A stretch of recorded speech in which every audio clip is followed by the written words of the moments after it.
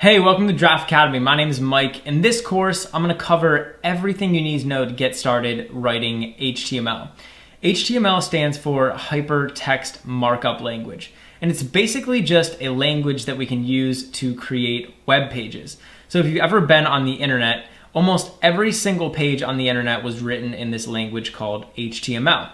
And in HTML, you can define a series of HTML tags, which will define the layout and the look and the feel of your website. So if you can learn what those HTML tags are, and if you can learn where to put them and how to use them together, then you can build your own website. It's actually a lot easier than people think to build a custom website. I mean, so often people will run off to use like content management systems, or they use programs to build websites for them. But sometimes it's fun to just go in and get your hands dirty and start building a website from scratch. And you're gonna learn how to do that in this course. In this course, I'm gonna cover the basics of using HTML. So from the first lesson onto the last lesson, you're gonna be writing HTML, you're gonna be learning new tags, and you're gonna be learning new ways to manipulate a web page to make it look and feel the way that you want it to. HTML is an invaluable skill. I mean, even just putting HTML experience on your resume could help you get a job one day, or it could just be something cool that you could brag to your friends about. As awesome as it is, I think sometimes people can be a little bit intimidated to try and learn HTML because it seems like there's so much to learn and it seems so complicated. I'm here to tell you that it's actually really easy to learn. And I'm gonna be here with you throughout the entire course, walking you through all of the basics. Trust me, I've known HTML for a while, so I know what's worth learning and what's not. We're gonna cover everything that you need. We're gonna talk about all the important things. And by the end of this course, you're gonna have a true and full understanding of what HTML is, how to use it, and how to build your own website. In this tutorial, I want to talk to you about choosing a text editor for HTML. Now, whenever you're writing HTML, you're actually writing it inside of what's called an HTML file. So this is a file just a lot like a text file, but instead of a .txt or a .docx extension, we have a .html extension. So with HTML, you're basically just writing these HTML files, and then your web browser is able to take those files and display them as web pages. And it's sort of this really cool thing. But the first step in writing HTML is picking some program that you can use to write these HTML files in. There's a bunch of different options when you're trying to choose an HTML text editor, and I think a lot of times it can get a little bit confusing, or maybe even a little bit overwhelming, just because there's so many options and so many people have different opinions on which is the best editor and what's the best thing for beginners to do. In this video, I just want to give you an overview of like what are your options, and then maybe give you some recommendations as far as like where to start. So with HTML text editors, really all you need is just a simple text editor. So any text editor that you have which is capable of editing files and saving them in different formats is gonna work for you. And generally when you're writing HTML, you don't wanna use like a word processing program. There's a lot of word processors out there, Microsoft Word, Google Docs, LibreOffice. These are like these big word processing programs, and this is generally not something that you want to use. So you don't want to be typing out your HTML inside of a Microsoft Word. That's kind of an overkill. When you're writing HTML, the simpler, the better. So a lot of times for beginners, people will recommend that you use the just very simple text editor that you have on your computer. On Windows, it's going to be Notepad. On Mac, it's like TextEdit. And these are just the bare bones simple text editors, and it's actually more than enough that you need to write HTML. And so, like I said, generally for beginners, writing HTML in something simple like Notepad or TextEdit really forces you to focus on writing the HTML, and you have to type out every single line, and you have to really look to make sure that everything's formatted correctly. And ultimately, it'll just help you to really grasp the fundamentals. But if you're somebody who doesn't want to use like Notepad or TextEdit, you can actually use a specially designed program. And there's a bunch of these programs out there which are specially designed to write HTML in. And some of the popular programs, there's one called Atom, Sublime, Brackets, Text Wrangler, WebStorm. There's a bunch of these different programs that have been developed by different companies, and you can go online and do a bunch of research, but essentially what these are programs that are specially designed to help you write your HTML. So they'll take the HTML and they might display it differently. They might give you the ability to use like add-ons or different features that will make writing HTML a little bit easier. But as a penalty for that, they're also a little bit more complicated to use. And so, like I said, generally for beginners, like the less complicated things are, the better. So you may want to err more on the side of doing something simple. And then once you learn HTML, move up to one of these other programs.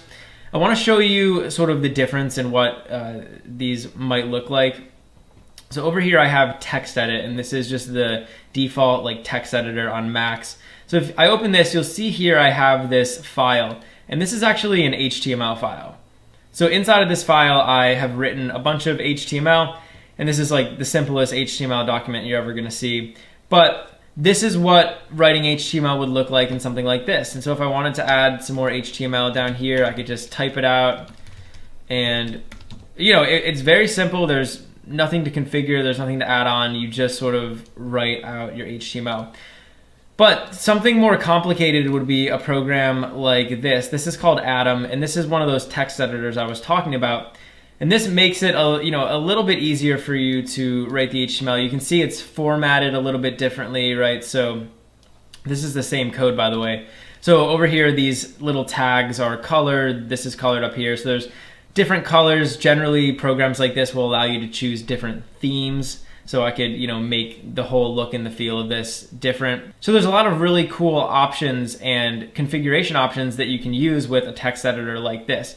But what you also need to understand is writing HTML in this is doing exactly the same thing as this doing. Functionally, these are the same thing. They're just, it's an environment for us to write HTML in. So here's my recommendation to you. I would definitely recommend, and a lot of people recommend this, starting with a simple text editor like this. It doesn't have to be TextEdit, but it can be something simple. And the whole idea is that the simpler the better. When you're first learning HTML, you don't want to have to worry about configuring different things or working with some heavy text editor. Using something light and simple like TextEdit is just going to allow you to focus on the HTML. And then once you have a grasp for writing HTML and you really feel comfortable doing it, then you can move up to a program like this.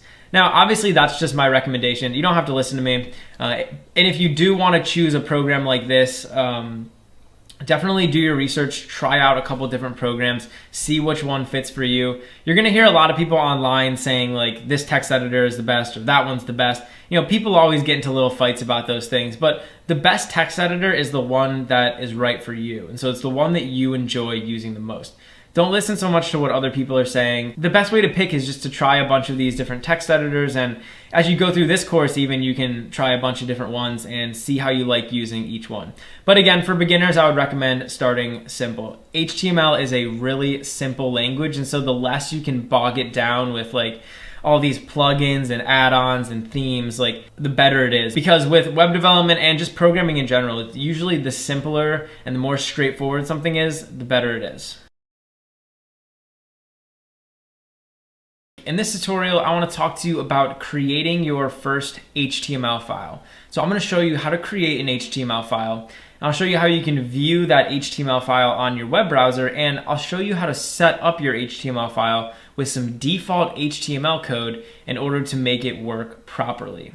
So the first thing I'm going to do is create a folder for my project. So I'm going to create a folder that I can put my HTML files in for my website.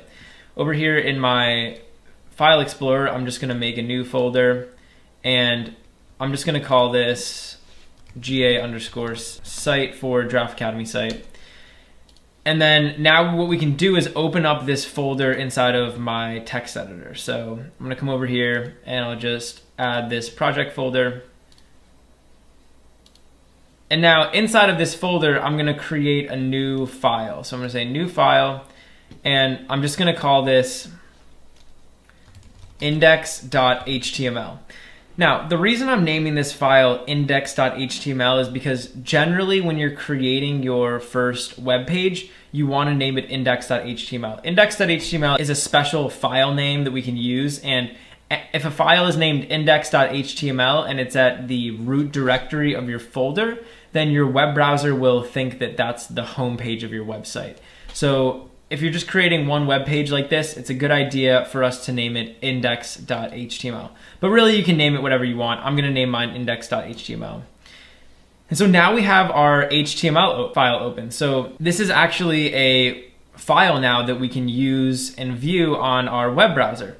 So if I just came over here and type hello world, I can actually take this file and I'm just gonna open it up inside of my web browser. So I'm gonna click open, open with, and then I'll open it with my web browser. So I'm gonna open it with Google Chrome. And now what'll happen is you'll see this file will open up, and over here on the web browser we have our text. And so this is like the simplest, purest form of HTML, which is just typing out some bare bones text inside of an HTML file, and it'll display here on our screen. But if we want to have an HTML file that's like an official file and that's structured correctly, we're actually going to have to add in some extra code in here. So I'm going to get rid of this, and we're going to create what's called an HTML tag. Now, HTML is a language that's used to define layouts for web pages, and we can define those layouts using things called tags. So I can create a series of tags, and those tags will basically tell my web browser how I want my website to look and what content I want to have on my website. So in order to kind of start creating our HTML file, we're gonna have to create a basic skeleton of HTML tags. And these are just standard tags that every HTML file is gonna have, and they're basically gonna give our browser different information about what's in our file. So up here, the first tag that I wanna create is gonna be called doc type. And we're basically gonna define what the document type of this file is gonna be. And we're gonna create an HTML file. So I'm gonna type an exclamation point, DOCTYPE, all caps, just like that. And then I wanna say HTML. So this tag is basically telling my web browser the type of this document is HTML. So this is an HTML document. And now down here, I can start creating what are called container tags. So this is a single tag. We only need one of these tags. But in HTML, there's a lot of tags which are called container tags. And it basically means that there's two tags. So there's a starting tag and there's an ending tag. And you can put other tags inside of them. So they act as containers for either content or other HTML tags. And the first one we're going to create is just called the HTML tag. So I'm going to make a less than sign, HTML, and a greater than sign. And now I can close off this tag. So this is the starting tag, and I want to create an ending tag. So I'm going to create that down here. And the way that you create an ending tag is you take the name of the starting tag, and you basically just put a / before it, and then you type out the name of the starting tag. So this is now a pair of tags, and you can see the relationship, right? So up here we have the starting tag. So HTML is the name of this tag. You could say that this is an HTML tag. And this is the ending tag. So it uses that same name, but it uses this /. So that / is used to denote that this is the ending tag. And this HTML tag is gonna be necessary for any HTML files that you have. This is basically like the highest level tag in our website. It's like the overall container tag for our website. And so all of the HTML code and HTML tags are gonna go inside of here. So now there's two other sets of tags that I need to create. The first set is called the head tags, and the second is called the body tags. So in any HTML file, there's two basic sections. There's the head of the document, and then there's the body of the document. And the head of the document defines data about the document. So we can define things like the title of the document. We can give the document a description. We could define other attributes about the document, like maybe an image that's associated to the document. We can also use the head to import any resources that we need into our HTML file. So you'll find out later that we can actually link this HTML file to other types of files. And inside of the head, we can do all of that. So the head is sort of like the settings of the HTML file. It's like the command center. It's sort of like metadata about the actual file. And we can create the head by creating head tags. So it's going to be a less than sign. We're going to type head. And now we can close off this tag just like that.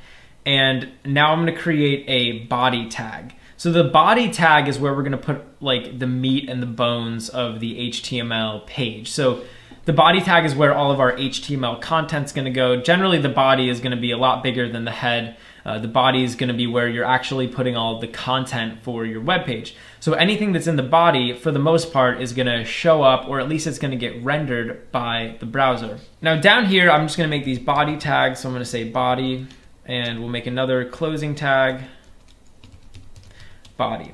And so I'm defining all of these different tags, and when I open this file up inside of my web browser, the web browser is able to look through all of these tags and figure out information about the page. So the web browser can actually like parse through all of these different tags, and it can figure out how to display all of the information. So you can define information, and you can use tags to help define that information and lay out that information differently. And the web browser will be able to parse through all of that and basically decipher it and use it to build a website. So it's really cool.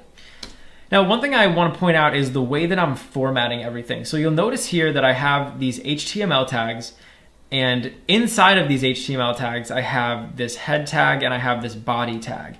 So I want to point out the relationship between all of these tags, and I'm also going to introduce you guys to some terminology. The first thing you want to notice is that I'm indenting the head tag and I'm indenting the body tag. So you can see there's like a couple spaces here. This is basically just a tab.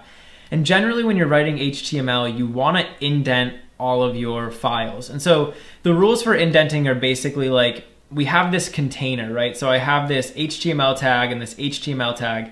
And inside of here, we have the head and the body. So any tags that are inside other tags, you want to indent. And so it's just like this, right? This head tag is inside of this HTML tag, so I'm indenting it. Same thing with the body, I'm indenting it. And that will basically visually help you to decipher the relationships between the tags.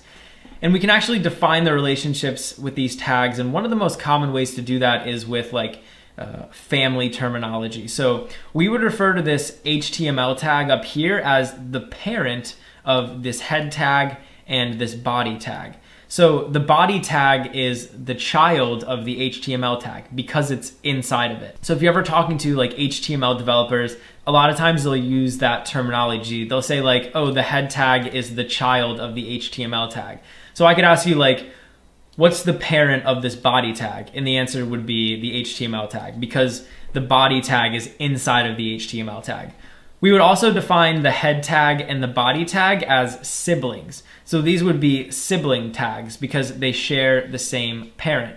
And so you can kind of understand that relationship. So if I was to create a series of tags inside of here, another tag we can make is like a paragraph. Actually, you wouldn't want to put it in the head. We'd want to put it in the body.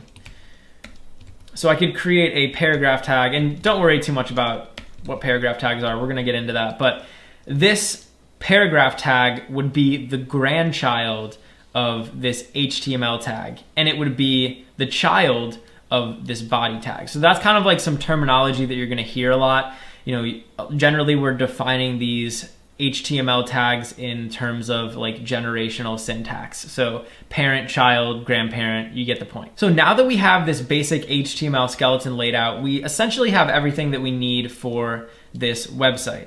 And so I can refresh, or I can save this page, and I'm actually gonna head over here into my browser. And now when we refresh this page, you'll see that nothing happens. So this is a completely blank HTML document. It's like the simplest HTML document that we could ever write. So I'm gonna show you one more tag that you can use, and this is called the title tag. So up here in the head of the document, I'm gonna create another tag called title. And this tag, we're gonna put some information in here. So generally when you have HTML tags, certain tags are meant as containers. So for example, this HTML set of tags is a container. It's basically used to hold other tags, but certain tags are used to hold content. So this title tag is used to hold text. And so inside of these title tags, we wanna put text. And this is gonna be the title of my website. So I could say like Mike's website, and this is gonna now be the official title of our website.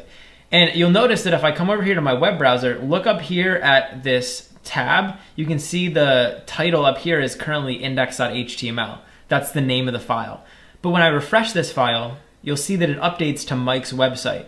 And so this is a good example of the browser is able to parse through our website and it's able to read these title tags and figure out what the title of our website is. So these are the kind of tags that you can put inside of your head, or like title tags, tags that are defining information about the HTML document.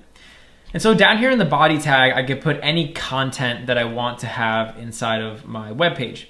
So I could put like hello world down here, and now when I refresh the page, it'll show up in my web browser. So that's how you want to go writing out content on your website. Any of the content is going to go inside of these body tags. And throughout the rest of this course, we're going to get into all the cool tags that you can put inside this body tag.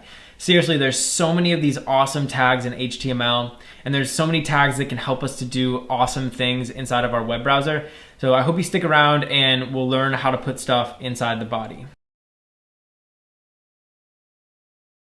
In this tutorial, I want to talk to you about using some basic HTML tags. So we're going to look at some of the most common HTML tags that you're going to be using in your website, and we'll use them to define a pretty good looking site. So by the end of this video, you'll have a good idea of how to lay out a bunch of content inside of HTML and display it on your browser. The first tag that I want to show you is a tag that actually is going to go up here in the head of our document. And I'm going to put it right here above the title. And right now I just have a basic skeleton of an HTML file. It's sort of like the simplest version of an HTML file. And one thing that I want to do is define something called a meta tag. And a meta tag is basically a tag that defines information about our file. So it's giving us metadata. So I can use this less than sign, and I'm going to define this meta tag. And I'm basically just going to use this to define the character encoding for my web page. So this is basically just telling the web browser what types of characters I'm using inside of this document. So I can say char set is equal to, and then inside of these quotation marks, I'm just going to say UTF-8. And this will define the character set for my document as UTF-8, which is like a really common character set. It's the character set that I'm using. So like I said, this is a meta tag, and it's used to define information about our file. I'm going to define one more meta tag, and this is going to be a meta description tag. And so we can use this tag to basically give a description for our website. And this tag can be used by things like web browsers. So for example, Google could go into our file, look at this meta tag, and it can use it to display information on its search pages. So generally when you search for something on Google, a lot of times there'll be like a little description of it, and they're using this tag from the file. So I can say meta, and I'm going to say name is equal to description. And now I'm going to say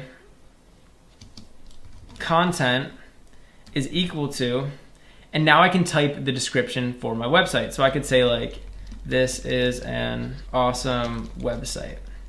And now we have this description, which is just like, this is an awesome website. And I'm going to go ahead and end this tag. So I want to show you guys one concept, or one thing in HTML, which is HTML attributes. Now we have these HTML tags. So this is a meta tag right here. This is a meta tag. But inside of these tags, we have things called attributes. Sometimes people call them attributes, sometimes people call them properties. Basically, we're passing this tag some information. So I have my meta tag, and I'm giving this tag some custom information. So inside of this meta tag, I'm telling it what type of information I want to define. So I'm telling it that I want to define a description, and I'm telling it what that description should be. So a lot of times in these HTML tags, you can pass them attributes or properties, and those tags will be able to use those attributes and properties to do their job. So this meta tag's job is to define metadata about the file.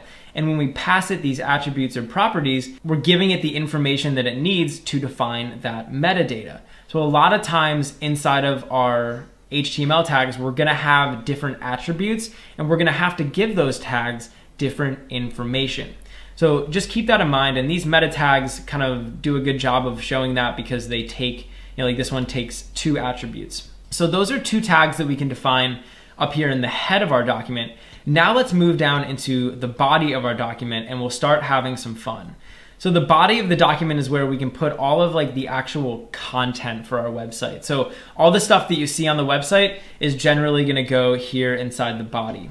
Now, the first tag I want to show you guys is basically a tag that we can use to define a header or like a title on our website. So over here I have this hello world, but I'm just going to get rid of that because I don't really like it. Imagine that I wanted to give my website a heading, right? So I wanted to define like the heading for my website. Well, over here I can use something called a heading tag. And the way that we write this heading tag is with $sign, and I'm gonna use this H, and then after H, I'm gonna give this a number. So I can give this a number either 1 through 6. So I can give it a 2, 3, 4, 5, or a 6. And this will basically spit out a header for our website. So header 1, let's just say that this is gonna be Mike's website, and I'm gonna use this ending tag right here. So this is an example of a tag that's gonna take some text input inside of it. And now when I go over here and I refresh my page, you'll notice that Mike's website shows up and it's nice and big, right? So I have this nice big header on my website, and it's, you know, the text is really big and it looks really good. And in addition to defining an H1, I could also make this an H2. And so now when I make this an H2, it's gonna be a little bit smaller. So you see that it shrunk a little bit. And I can make this an H4 and it's gonna shrink even more. And I could go all the way down to an H6, which is the smallest size of header that HTML is gonna allow us to define. And that's gonna be a pretty small header. So anytime you want to sort of like announce something, or you want to like title maybe like a section of a document, you can use these headers, and the headers will look a little bit bigger and bolder than just normal text would. So in addition to having a header, maybe we'll leave this as an H2. I can also define just regular textual information. So I could define like a paragraph on my website. And if you're writing like an article or a web page, a lot of times you're gonna wanna use a paragraph, right? You're gonna wanna have some text on your website. So I can make what's called a paragraph tag. And a paragraph tag is just gonna be P, and then we're also gonna need an ending tag. And now any text that I write in here is gonna go inside of its own paragraph. So I could write like, this is my paragraph. And now when I refresh my page, you'll see that this text showed up in its own paragraph. And what's cool about paragraphs is that they'll automatically sort of format themselves. So I could actually make another paragraph right below this. So we could say this is another paragraph.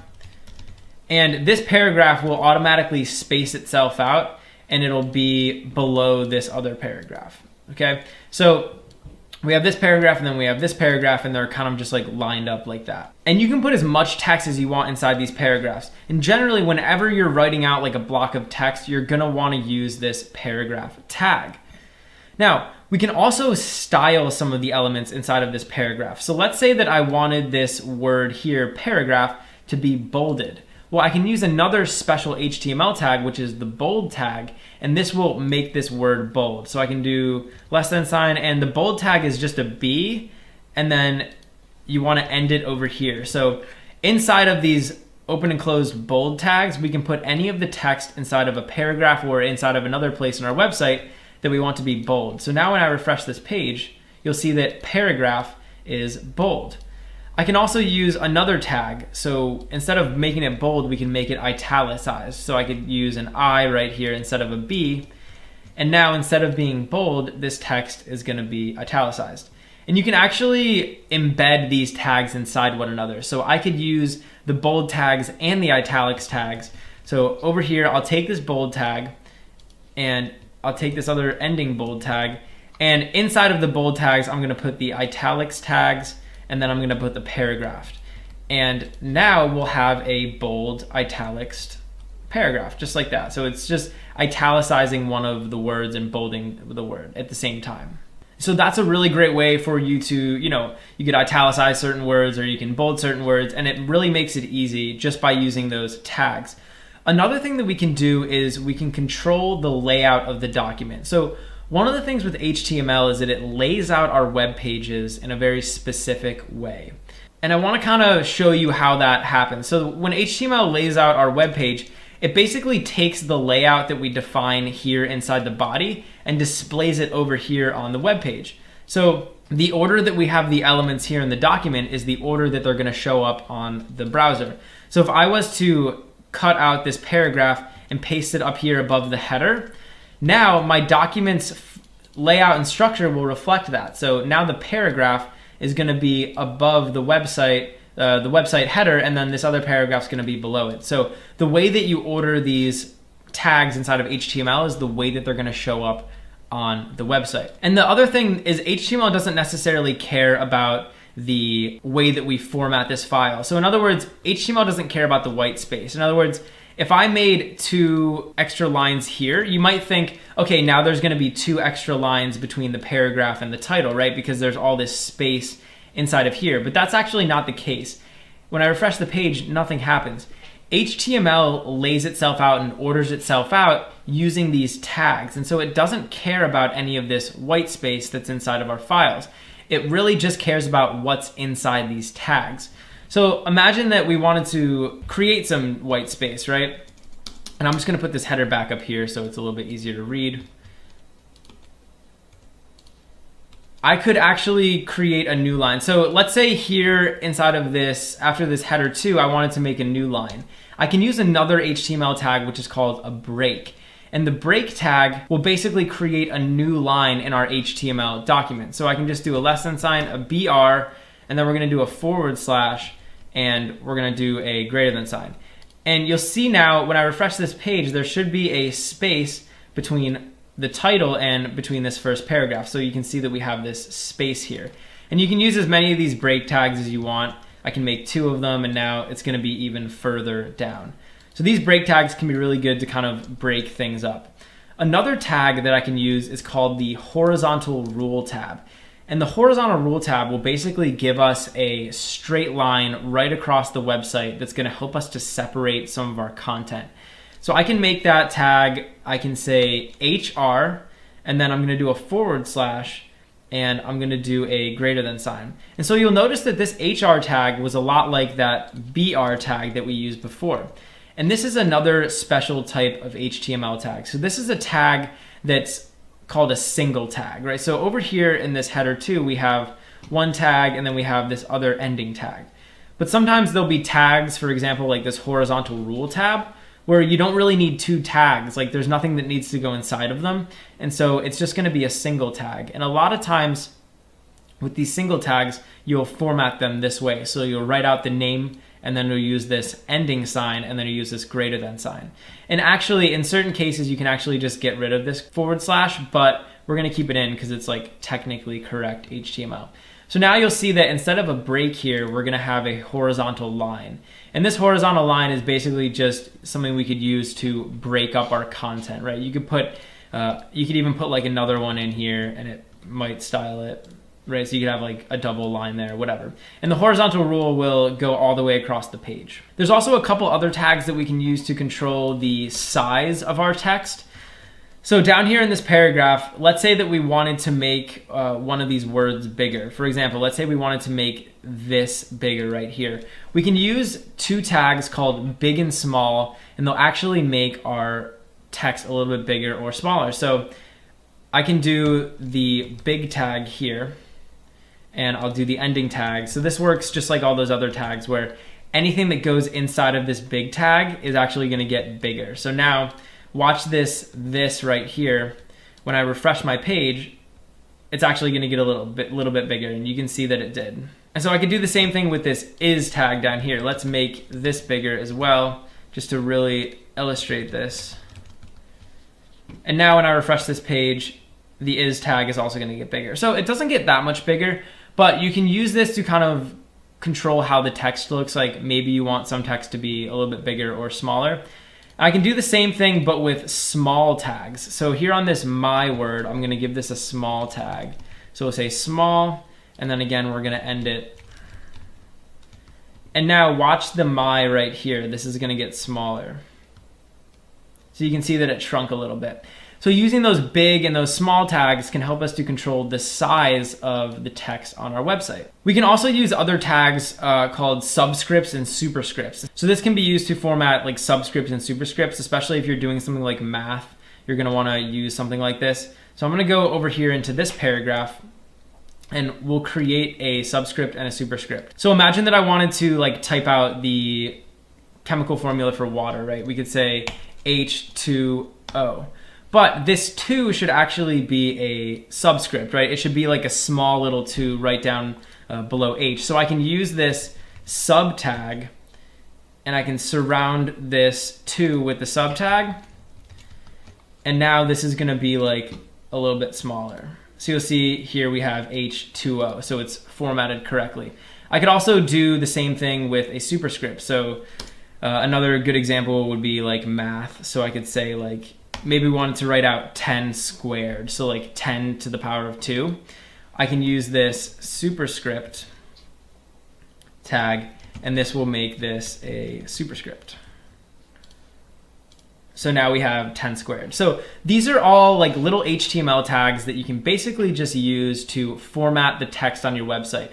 And when HTML was first written, you have to understand that websites were just all textual. So nowadays we have like a bunch of images and videos and all these different things on our web pages, but generally HTML was just used to write out text. And there were some images and some other stuff, but there's a lot of HTML tags that just deal with formatting your text. So these are all tags that can come in handy, and you can definitely use them to format text inside of your paragraphs, or you can use any of these tags inside of other elements. So I don't want you to think that you can only use these tags inside of like a paragraph. You can use these tags anywhere that there's text on your website. So we could use these up here in the header, or you could use them in any other HTML tag that you want. So those are just some basic tags. Obviously there's a bunch of these tags that we can learn, and we're going to get into more of them. But what you want to do is really get a handle for the basics. And so this is really like the basics of HTML, things like headers, horizontal rules, breaks, paragraphs. Get a handle for the basics and practice like fleshing out different websites using only these things. And then when you move on to more complex HTML, you'll be better off for it because you know the fundamentals. In this tutorial, I want to talk to you about comments in HTML.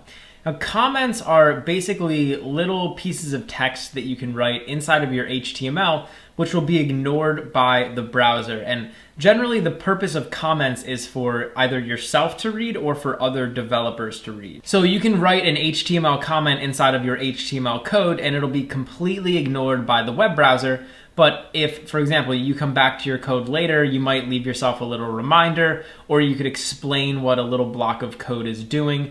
Or if you give your file to another developer, you can use comments to give them little notes. Now I'm going to show you how you can use comments inside of HTML, and then we're also going to talk about comments best practice. So like, how can you use comments the best way in HTML? The way that you can create a comment is by using a very particular syntax. And so I can create a comment by using a less than sign, an exclamation point, and then 2 hyphens. And so now you can see here in my text editor that when I put this second hyphen in here, like the look of the comment actually changed. And that's because now we're in a comment. And so any text that I type is going to be grayed out. So this text looks different from the text out here. And basically that's just to indicate that, okay, we have now an HTML comment. One of the things I want to point out is that when I created this comment, all of the code below it turned also into this little comment. So now what I'm doing is I'm creating an opening tag for a comment. So a comment is going to go inside of these opening and closing tags.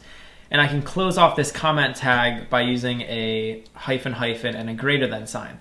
So now anything inside of these tags is going to be a comment. And I can run these comments down across multiple lines. So I can create comments that span a couple different lines in our text. And like I said, comments are basically just special pieces of text that aren't going to get rendered by the browser. So generally the browser's not going to look at them. They're just going to kind of ignore them. And in here you could just put little notes. So I could say like to do, like I need to work on this, or I could say don't display this. Really any comment that you want to put, I mean, it really doesn't matter. But comments can definitely be useful, and you're going to want to know how to use comments. You can also use comments to comment out specific pieces of code. So let's say, for example, that I didn't want this H2 and this horizontal rule to show up. So that's like this header over here on my website. I could take this and surround it with comments. And now this basically just won't show up on my website. And you can see because the browser's ignoring it. So a lot of times people who write HTML, in addition to using comments to like write little notes, they'll also just use comments to kind of comment out little pieces of code. So it's kind of useful, right? Because none of this code is going to get rendered by the browser now. So if I wanted to maybe try a different piece of code or try something else, I can comment this code out, and it's still going to be there inside of the HTML file, but it's not going to get used by the browser. And another thing a lot of people will do is they'll put like the reason why they commented out. So you could just say like redoing this or something, and then that would mean like you're rewriting whatever's in here, and you just want to have a backup inside the comment. So that's the basics of comments. They're really simple, but they're also really powerful. Now, one word of, I guess, kind of warning, and this is sort of like me just talking like with my personal opinion. I think when you're using comments, you need to use them sparingly. I think some people have a bad habit of just writing out like all of these, really long comments explaining things and doing things.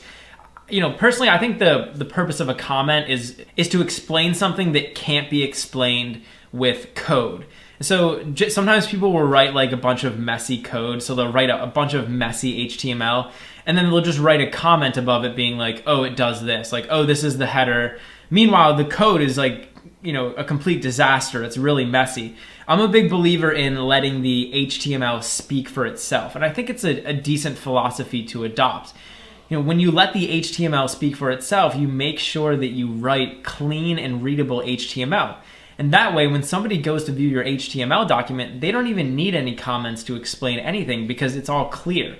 What you don't want to be is the guy who writes a bunch of messy code, writes a comment telling what it does, because it doesn't help anyone out, right? Sure, the comment's telling me what this line of code is doing, but it doesn't help me if I need to go in there or modify it. So before you use a comment, try to explain what you're doing using your HTML. Comments are used for things that can't be explained with the HTML. And they can also be used, like I said, to comment out lines of code and, put things on hold for a second, hide them from the browser. Really, this is all just kind of my opinion and me kind of riffing about comments. But use comments however you want, and be sure to add them into your HTML files to increase your productivity.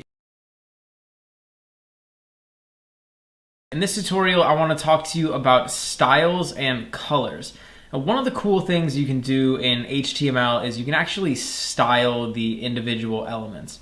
And when you style HTML elements, you can use something called a style attribute, and you can actually give each of these HTML elements certain styling information. Now, when we're talking about styling HTML, there's an entire other subject that you can get into, which is called CSS. And that stands for Cascading Style Sheet. So in this lesson, I just want to kind of give you an introduction into how you can use basic CSS to style some of these HTML elements. Now, this isn't meant to be a full course on CSS, and in fact, this Draft Academy course is really only meant to be used for HTML. We have another course that talks solely about CSS, but just know for now, I want to introduce you to the topic of styling some of your HTML. As you can see over here, I have this header up here, and then I have this paragraph here in my file.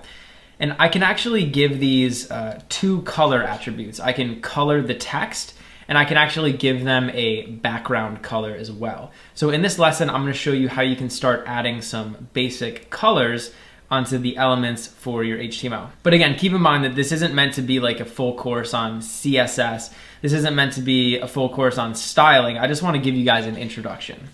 So in here in this paragraph, I can pass this paragraph an attribute. So in HTML, in addition to just defining the tag, you can also give the HTML tag certain information. These are called like attributes or properties, or some people call them parameters.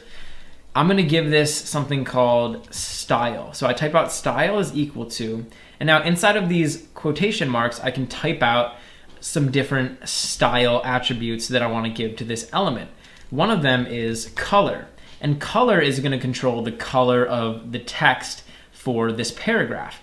I can do a colon, and now I can basically just type out any color that I want. So let's use blue because that's one of my favorite colors. So now when I refresh this page, you'll notice that this paragraph over here has turned blue. And so instead of just being that boring black color, now it's blue. We could also change it to red. And now it will be red. So you can use a bunch of these different colors and you can change the color of the text. I could also change something called background color. So in addition to changing the color to red, let's change the background color to maybe blue. So now I can type out background hyphen color, and I can pass in another color. So let's make this blue. And so now this paragraph will have its text colored as red, and it'll have its background colored as blue, just like that. And so you can use these different color combinations to control the background of the text and the color of the text. And you can also use these attributes in other elements. So for example, I could use this same thing inside of this header right here. I could say style.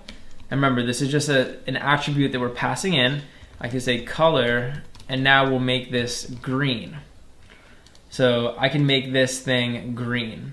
And I can also use these stylings on these container tags. So up here we have this body tag.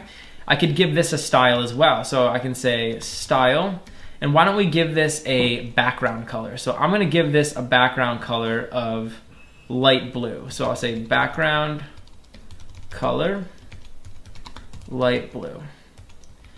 And now what you'll see is the entire body, so the entire body of our HTML, so all of this stuff is gonna turn blue. And that's exactly what happened. So you can use this background color inside of this body tag to control the background of the website. And what you'll notice is, even though we made the background of the body light blue, since we made the background of this paragraph blue as well, it's overriding the styling that we got from the body. So that's how you can use this style attribute in order to give your HTML elements some basic style. And if you want to learn more about styling your elements, Giraffe Academy has a full course talking about CSS where we get into all of this stuff, styling your HTML, doing all of that. But for now, if you're just trying to learn HTML, and I would definitely recommend learning HTML first, just know that you can use these basic coloring styles to change the look and the feel of your website. Now, I want to show you a website where you can go to find all of the colors that you can use. So this is a website called W3 Schools, and you can just kind of Google search like W3 Schools color list, and it'll give you a list of all these CSS colors. So again, don't worry too much about CSS. Just know that you can use these inside of those style tags. So this is just a full list of like the name of the color. And if you don't want to pass in the name, so like I could say like aqua inside one of those style tags and it would color the text or the background aqua. You can also just put these hex tags in there. So you could copy this guy and put it in place of the color name and it's still gonna work. So that's just some basics on using color and styling in HTML. Again, if you're just trying to learn HTML, don't worry too much about styling, but I just wanted to show you guys like the basics of styling an element, just so you can kind of like get your teeth wet and start working with styling inside of your HTML. In this tutorial, I want to talk to you about using various HTML tags to lay out the structure of your website. Now, we've looked at some of these basic HTML tags, things like body and this HTML tag. We also looked at things like headers and paragraphs, all these very basic HTML tags. In this tutorial, I want to talk to you about tags that we can use to format the content on our page. So these tags are going to help us to lay out the different content on our website into different sections. And really, when we're writing HTML, you want to make sure that you're using the right tags to lay out your page. One of the most common mistakes that new developers to HTML make is that they don't use the correct tags and they don't use all of the HTML tags that they have available to them to lay out their pages. A lot of times people won't use the right tags, or they won't lay out their pages as well as they could because maybe they don't know about certain HTML tags, or they just don't feel like taking the time to use them. But in this tutorial, I want to show you all the tags that you should be using to lay out your web pages. So the first thing I want to show you is how you can start laying out some of the code inside of your body. Now, most web pages are going to have 3 distinct sections. Normally there's a header, and the header is like up at the top. And generally the header is an element that's on every page of your website. So this could be like a navigation menu. Maybe it has some branding information. So it has like the name of the website and maybe a logo, and you'd have links to like other parts of your websites. I mean, you guys have seen a website before. You kind of know what a header of a website is supposed to look like. The next section is the main section. So this is like the meat and the bones of the website, right? This is where all the content is going to go. So maybe you would have like an article, or you might have different sections of an article, some images, whatever. It's like the main section of the website. And the third section is the footer. And most websites are going to have a footer, right? If you scroll all the way down to the bottom, there's some additional navigational links. Again, maybe some branding information, maybe links to like some social media pages. Most websites, though, are going to implement that basic 3-section structure: the header, the main, and the footer. And HTML has tags that we can use to define all of those sections. So here inside my body, I'm going to start by defining the header. And I can just make a header tag just like this, and we'll make 2 of them. And so now any of the code that we'd want to put in the header of our website is going to go up in here. And now over here, I'm going to make a main. And so we have these other tags, main, and what you want to do is put all of the main content of your website inside of here. And finally, we can have the last one, which is the footer tag. So footer, and again, I'm just going to close this off, footer. So we have this basic 3-tag layout. We have the header, we have the main, and we have the footer. And these are all sibling elements. So they all have the same parent element, which is this body tag. And a good practice whenever you're using HTML is to separate the code for these specific areas. So you want to put all the code for the header of your website inside the header tags, for the main inside the main tags, and the footer inside the footer tags.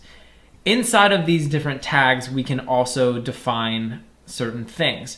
So imagine that inside of my header tag, I had a navigation menu, right? A lot of times in a header of a website, there'll be navigation links. So it'll be like, here's the home page, then the about page, the contact us page, whatever. We would want to put any of those navigational elements inside of something called a nav tag. And this nav tag is used to store navigational elements. So if you had like, you know, a list of different links inside your website, then you could put them here inside of these nav tags. Now, obviously the point of this video isn't to show you like how to build a navigation tag or a navigation list. I just want to show you what you would need to use for a structure. So I'm showing you like how to structure this information. So any navigational items, like maybe navigational lists or navigational links, are going to go inside of nav tags, and that's a special tag inside of HTML. There's also some other tags that we could use inside of this main. So imagine that I had like a blog website, and on my blog website I had a bunch of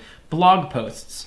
Well, one thing I could do would be to use what's called an article tag. So I can make an article tag, and then inside of those article tags I could write my blog post. So I could make a tag called article, and down here we're just going to close this.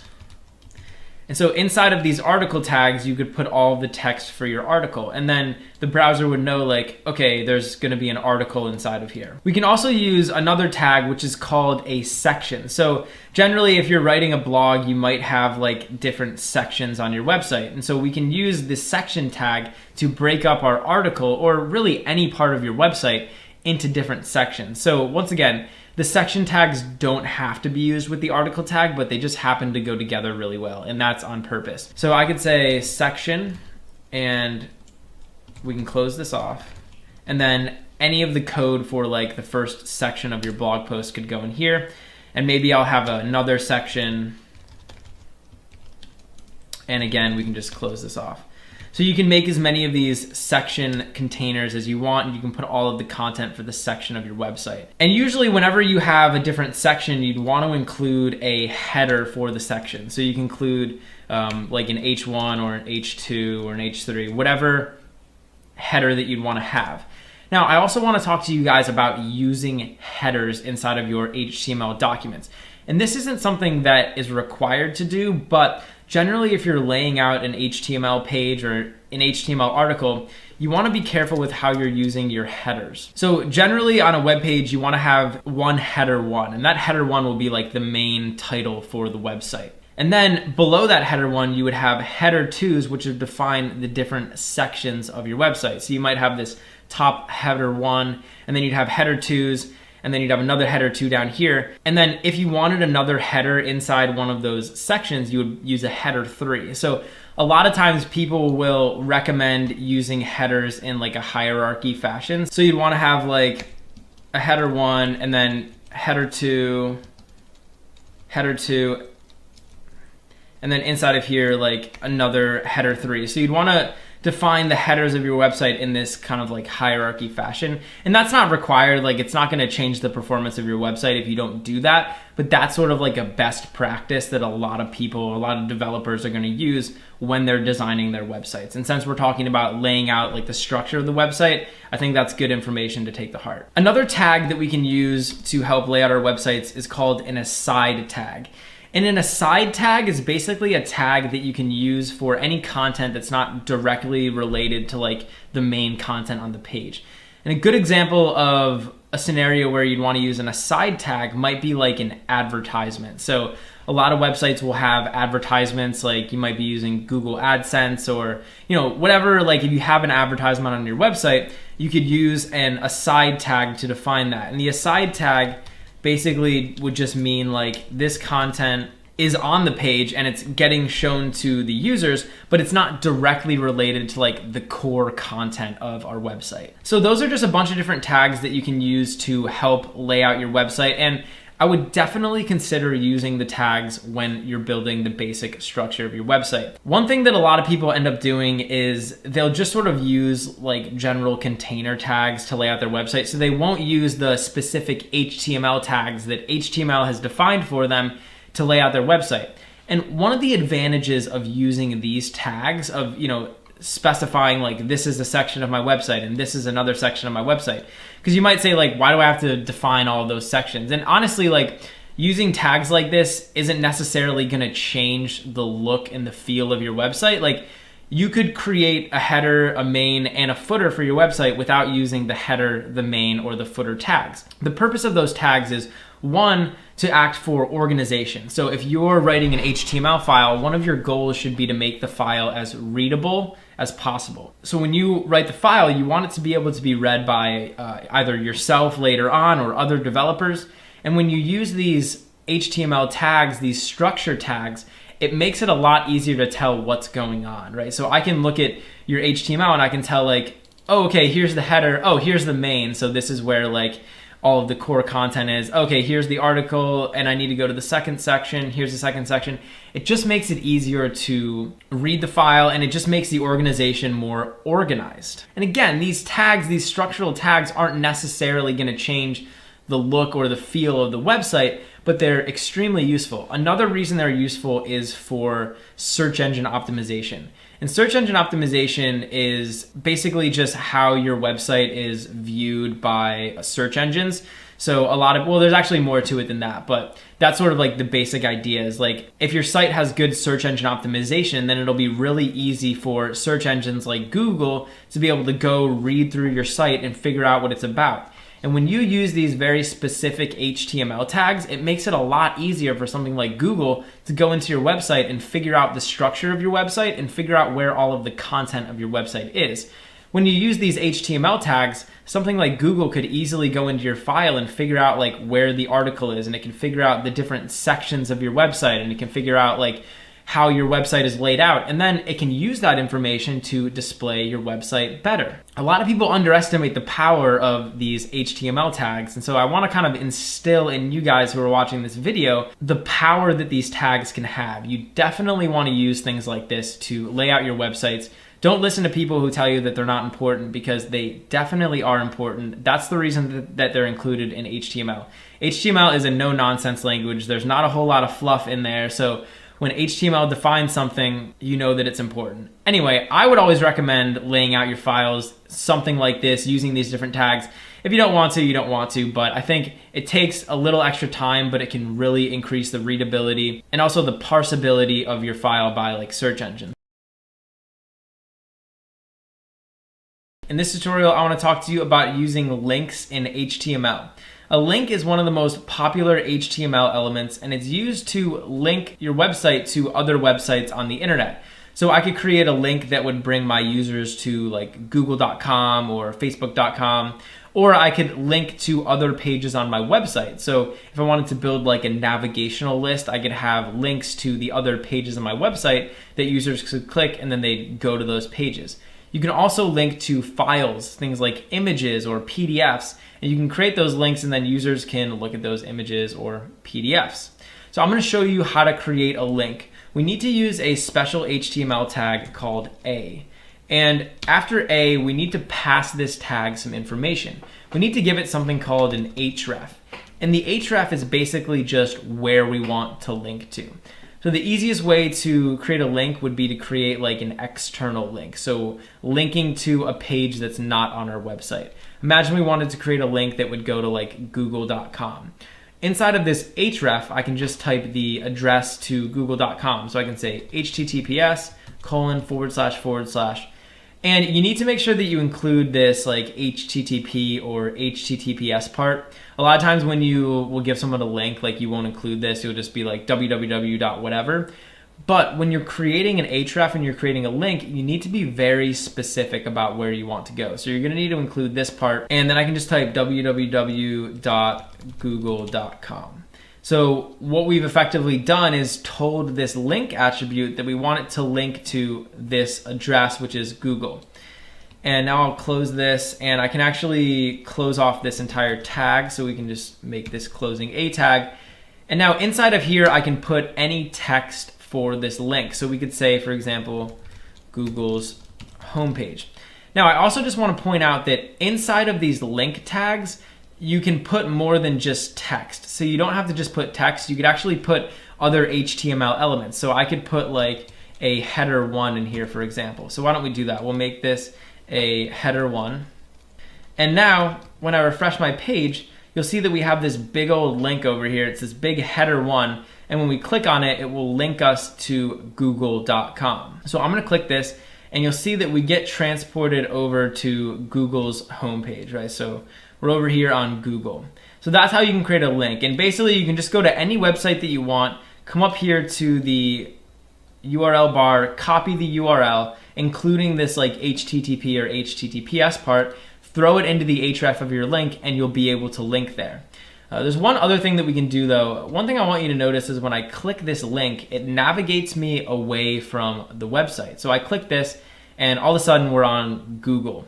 In certain cases though, you're not going to want users to navigate away from your website when they click a link, right? In certain cases, you might want this to open up, for example, in a new tab.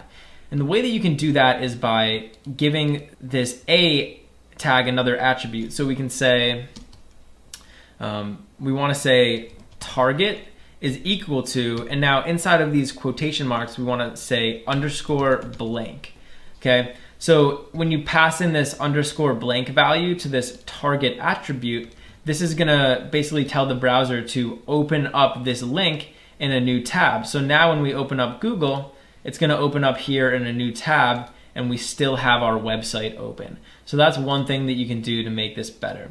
And so again, inside of this link, I can put any HTML elements that I want. So I could put like an H1, maybe we wanted to like make this homepage bold. We could put a bold tag in here. And you can really like get creative and like style these different links different ways you want to. So don't be afraid to put HTML elements inside of these A tags, because it's definitely something that you're gonna want to do. Another thing that we can do is we can link to other pages on our website. So I'm gonna get rid of the text for that link. I'm also gonna get rid of this target blank. And if you look over here in my file explorer, like my little file tree, you can see that in addition to this index.html file, which is the file that we're using right now, I also have this page2.html and this page3.html. And these are both just like other web pages that are on my website. So any given website is going to have a number of web pages. You might have like an about page, a contact me page. If it's a blog, you might have a bunch of like blog articles. You get the point. A lot of times you're going to have more than one HTML file for your website, and we can actually link between those files. And you can use this link attribute to do that. So in here in this href, instead of linking to Google using this like absolute address, I can link to those pages on my website using a relative URL. So if I wanted to access this page 2, for example, let's say that I wanted to link to page 2, because the page that I'm currently on and page 2 are in the same directory, I can just type out page 2's name. So down here, I can just say like page2.html. And the browser will automatically know that we want to go here to page 2. So over here, I can just type page 2. And now in the browser, you'll see that we have a link to page 2. So when I click this, it'll bring me over here to page 2. And you'll notice that inside of page 2, I've already set up a link inside of here. So here in page 2, I have another link, which is just linking me back to index.html. And this is a way that we can create navigation on our site. So now I'm over here in page 2, and I can navigate back to the home page. So I can navigate between these two pages on my website. I could also create another link to page 3. So let's do that. Right here below this page 2, we'll make another link, this time to page 3. And one thing you want to notice is that page 3 is inside of this directory. So page 3 is inside of a folder called dir1. If I want to link to page 3, I can't just say page3.html because the browser is not going to know where this page 3 is supposed to be. We have to tell it exactly where it is relative to the current file that we're on. So I can say dir1 / page 3. And what this is going to say is we want to go to directory 1 and we want to link to a page inside of directory 1 called page3.html. So now we should have a link to page 3, and you can see that showed up right here. I can click this and it'll bring us to page 3. So that's a way that you can link to different pages on your website. You can also create links to files on your website. So in our case, we just have this little cat picture, and this is just kind of like a cute cat. And we could actually link to this picture of the cat on our website. So I'm gonna go over here into my index file, and we can access this picture the same way that we've been accessing these HTML files. So I can just say, instead of dir1, the cat picture is at the same directory, so I can just say cat, and it's a JPEG file, so .jpg. And we can change this to cat.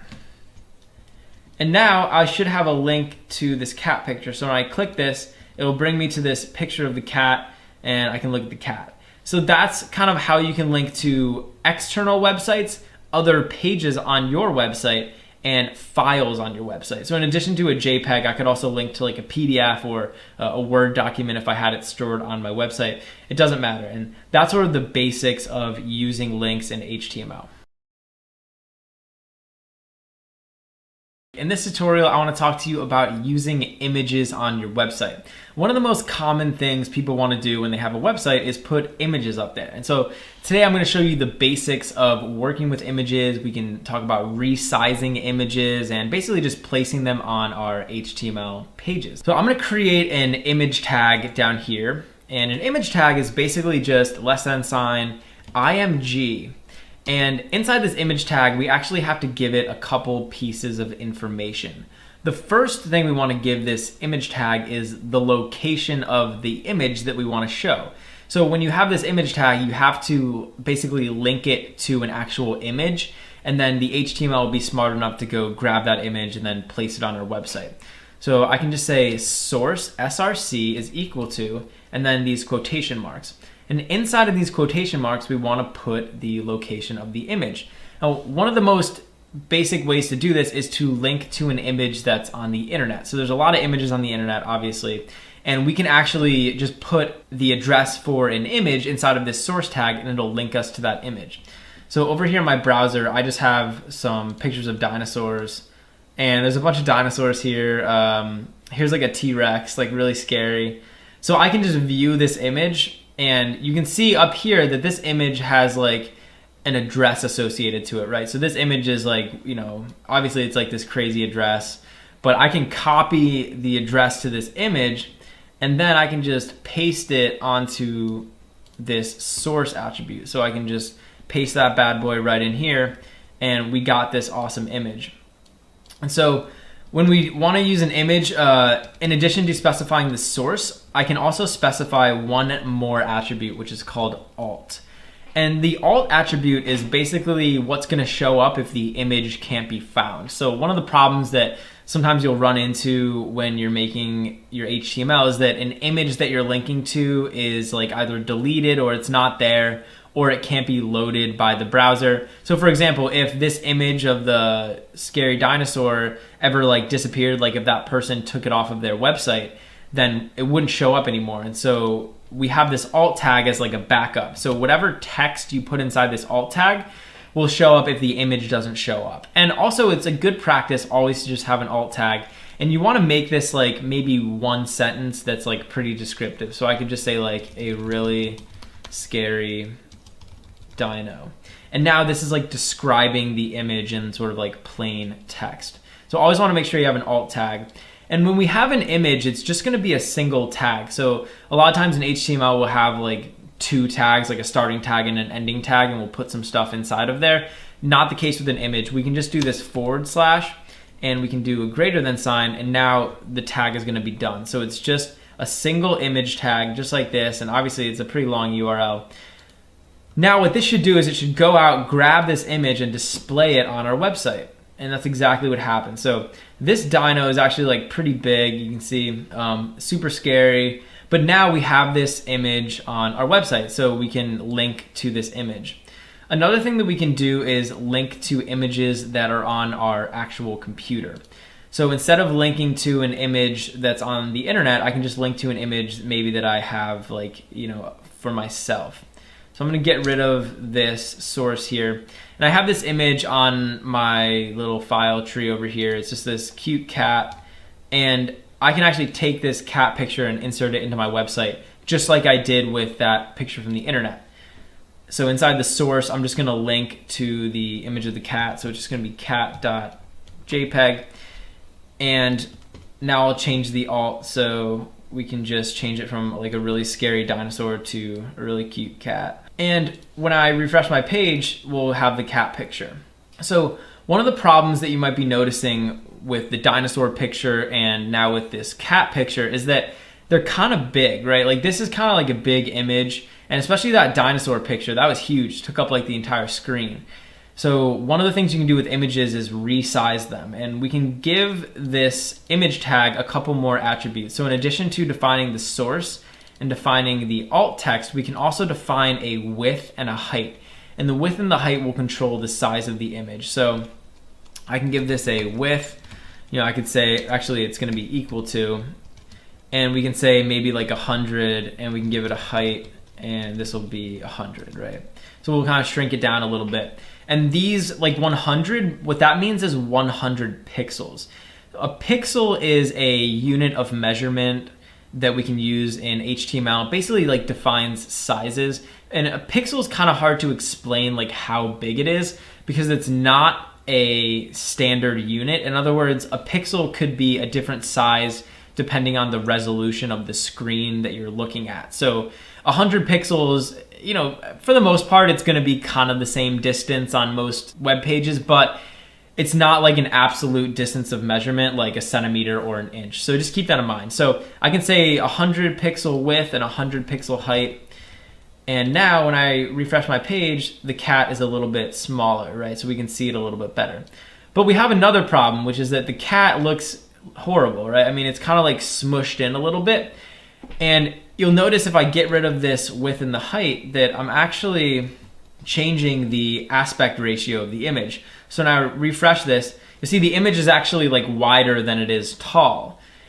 So when you're defining a different width and a height for an image, you want to be sure to keep the same aspect ratio. What you can do is you can figure out what the aspect ratio of your image is. So over here in this cat.jpg, you can see down here that the aspect ratio for this image is 300 by 200. So it's like 300 pixels by 200 pixels. So it has like a 300 by 200 aspect ratio or whatever.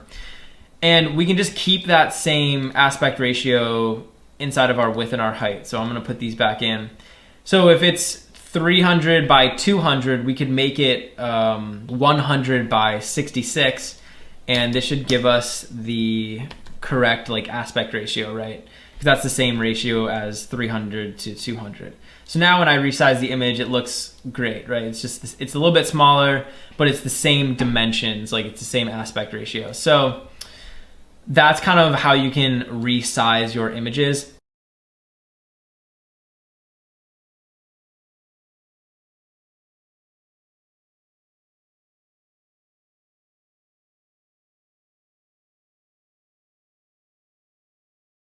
And you can also use other things with images. So I could combine this image with a link, for example. So I could come over here and we could create a link tag, and we can just say A, and we'll give this an href.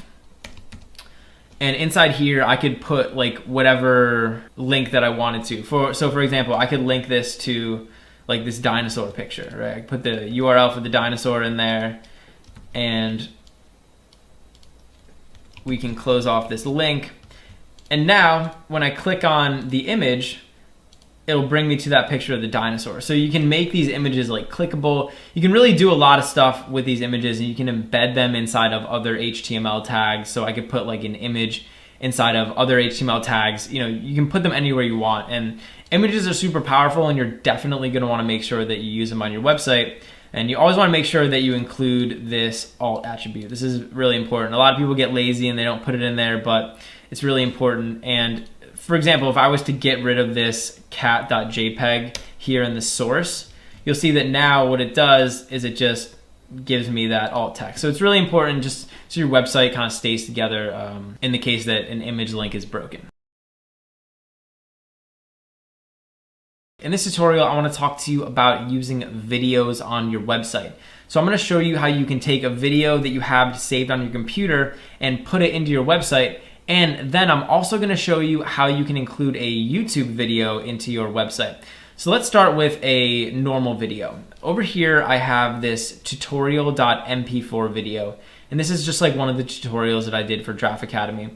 And I want to include this on my website. So I can actually use the HTML video tag. And it's just going to be video just like this. And I'm going to give this an attribute called source. So it's going to be src is equal to, and then inside of these quotation marks, I want to type in the location of the video. So the relative path to the video from the current file. In my case, it's just tutorial.mp4. And then I can close off this video tag, and we're actually going to need an ending video tag as well. Now, one thing you might want to do is put some text inside of these video tags. And this is text that's going to show up if the user's browser can't display like videos in a certain format.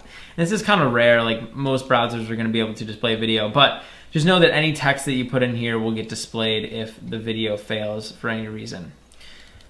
So if I go over here to my website, I can refresh the page, and you'll notice that the video is going to show up. And it shows up, but the problem is if I click on this video, I can't actually play it, right? So I keep clicking and the video is not playing, and that's because we haven't given this video any video controls. So I can come down here and I can actually just give this another attribute called controls, and as long as we type controls in here, now this video will be able to have video controls. So sometimes you might just want to like store a video on your website and you don't want anyone to watch it or whatever, and you can just use that normal video tag. But if you want them to be able to control the video, they need these. So now we can click the play button and you can see I'm watching the video. I can skip to different parts in the video. Over here I can control like the volume. I can make it full screen or whatever. So now we have like full control over this video. Another thing I can do is control the size of the video. So You can notice the video is a little bit big. If I wanted to give this a different size, I can do that. So I can give this 2 attributes, a width, and I can also give it a height. Now, one trick is you want to keep the aspect ratio of the video. So I'm just going to give this a width, and the height will automatically adjust to fit whatever width I'm using. So we can give this a width of like, I don't know, 300, and this is going to be 300 pixels. So now when I refresh the page, the video is going to be 300 pixels. So it's a little bit smaller, a little bit easier for me to see, and you can control the width and the height by just using this width property. Another thing I can do is control the thumbnail of the video. So you'll notice that when I refresh the page, it just gives me like a picture of like the first scene of the video. But if I have a specific thumbnail, I can also use that on here. So over here, I can just say poster. And inside of these quotation marks, I can basically pass this an image file. So over here, I have this thumbnail image, and this is actually the thumbnail for that image on YouTube. So I can actually open up my index.html file again, and I can just put in here that thumb.jpg image. And now when I refresh my page, it's gonna use that thumbnail for the video. So actually, let me make this a little bit bigger. So instead of just showing the first scene of the video, like the first image from the video, it's actually going to give me that thumbnail. And that can be really useful. Another thing you can do is specify whether or not you want this to autoplay. So I could say over here, autoplay. And now when I open this page, the video is going to automatically start playing. So that can kind of like be useful in certain circumstances. You can also tell this to loop. So I can say loop here. And now when the video is finished playing, like if we went all the way to the end of the video, it's actually just gonna loop back around. So it'll loop around and start playing again once it gets to the end. So you can see when I got it all the way to the end here, it started looping around. So those are a couple of the little, attributes that you can pass it. And there's a couple more, I'm not gonna get into all of them. So that's how you can take a video that's just like stored locally on your computer and put it on your web page. Now, in addition to doing that, you can also include YouTube videos. So this is something that a lot of people are probably gonna wanna do. A lot of videos are stored on YouTube and you wanna just like include them into your website, and YouTube actually makes that really easy. So over here, I just have this dinosaur video. And if I wanted to embed this dinosaur video onto my website, I can actually just come down here to YouTube and I can click this share button.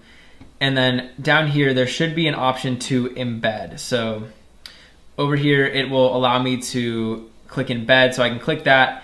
And this is actually gonna give me some HTML code. So you can see over here, this is an HTML tag. It's called an iframe. And basically what the iframe tag does is it allows you to like peek into another website. So this will like load up YouTube's website into our website, and it'll like center around that video. I'm gonna make an entire HTML video just talking about iframes.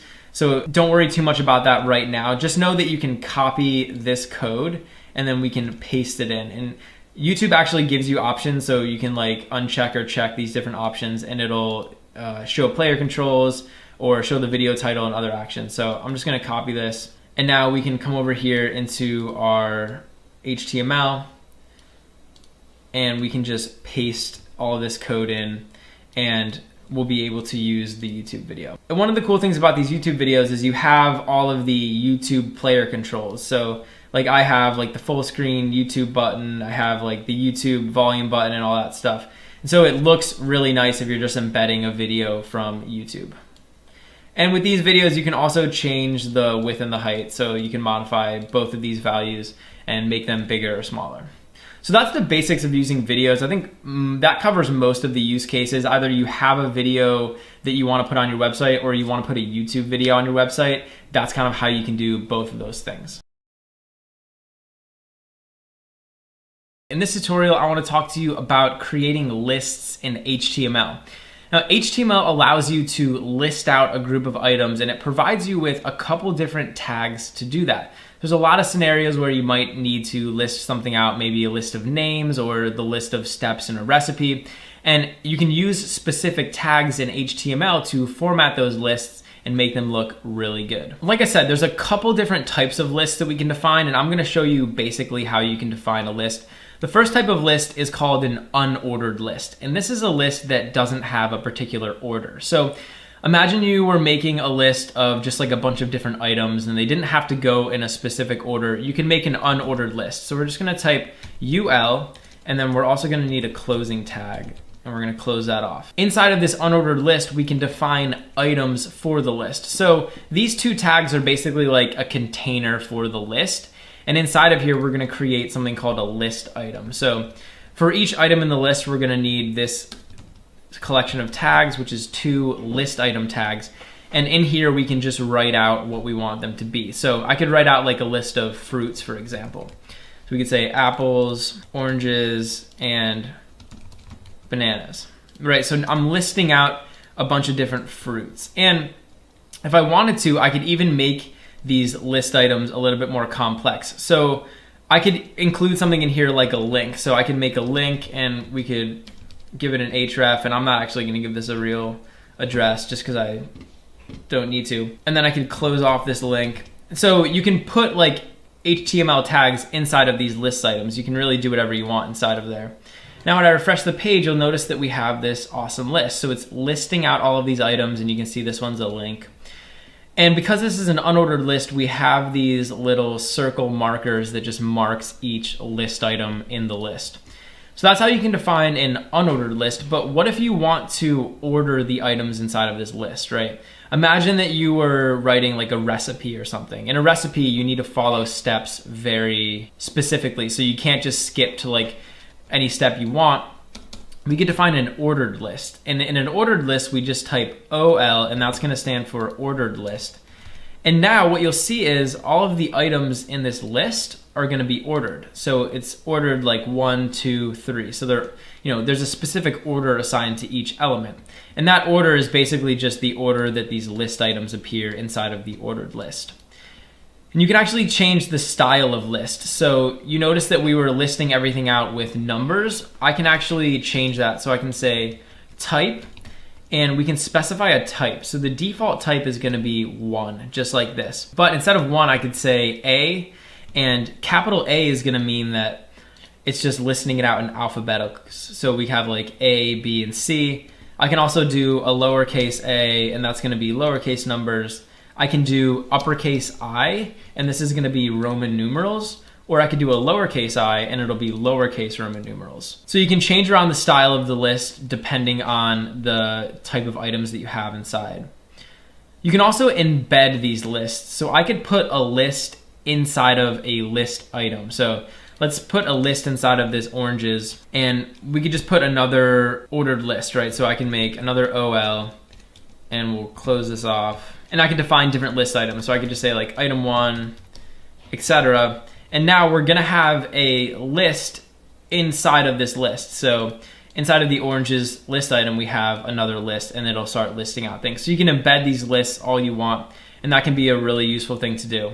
So ordered lists and unordered lists are the 2 most popular types of lists you'll see in HTML, and 90% of the time you're only gonna be working with those. But there's actually another list that exists, and I just wanna kind of tell you guys about it.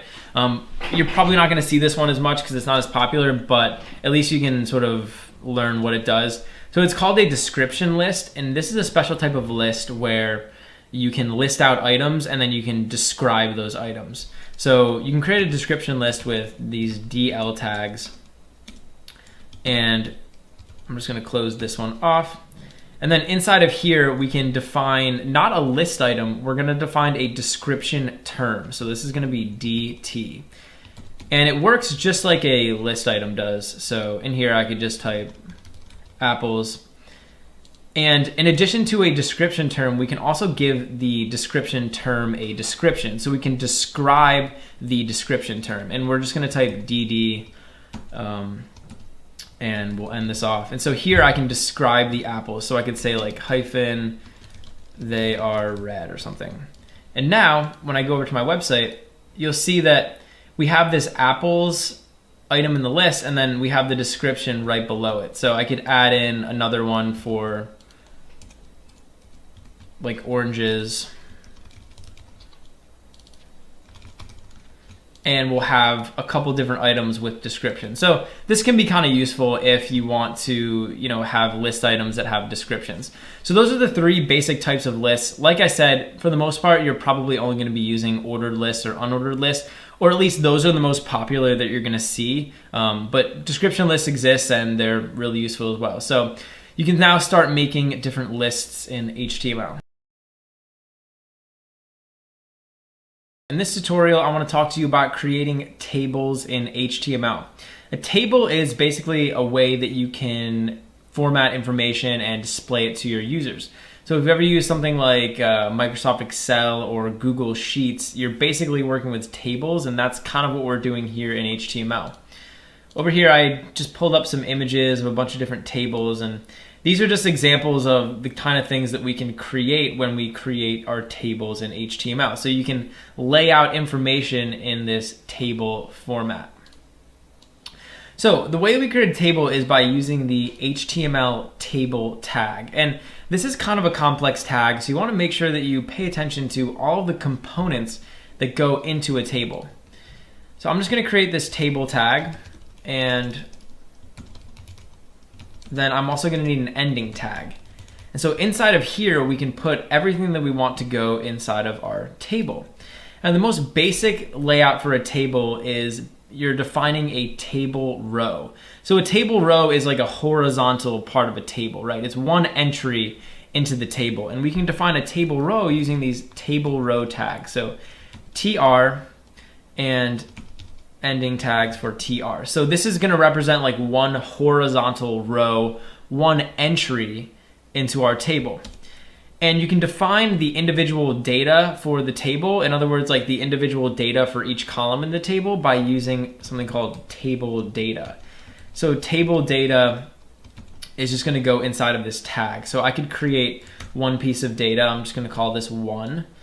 And that would represent one column in my table. So this is like one column. And then if I put another table data, it would be like another column in the table. So I'm going to copy this, and we'll just paste it below here. We'll call this one 2. And I'm going to do the same thing. We'll do one more, and we'll call it 3. So now when I come over to my website, what I should have is a basic table with 3 entries or 3 columns in one row of information. And that's exactly what I have. So I just have 1, 2, and then 3 right here. What I could do is I could insert another row into my table, right? So I have this initial table row right here. If I wanted, I could just copy this and I could paste it right below. And now what we're doing is we're defining another row. So if I refresh my page, you can see we have these 2 rows. So why don't we change this to 4, 5, and 6. And you can see that the rows in the table are formatted just like they are here. So this row was specified first, and it's showing up first in the table. Then we specified this row, and now that's showing up second. So that's the basics of adding data into a table. But we can also take this a step further. So if I wanted to, instead of just defining data, I could define headers for the data. So I'm going to make another table row. And over here, it's going to stay a table row, but instead of defining table data, I'm going to define a table header. So instead of TD, it's going to be TH, and I'm just going to change that on all of these. And so now I'm going to change these. So these are going to be like the titles, or the titles of each column for our table. So I could say like num1, num2, and num3. So basically they have to list out 3 numbers. And you'll see here that these are now like specified in bold. So these would be like, the different column titles, and then here we have the information for each column. One of the other things about tables is that they're really flexible. So if I wanted to come over here and add in another column to the table, all I'd have to do is just copy this guy, and we can just put in another table data entry. So we could say like 3.5. And so now, in addition to this 3, we're also going to have another entry in the table.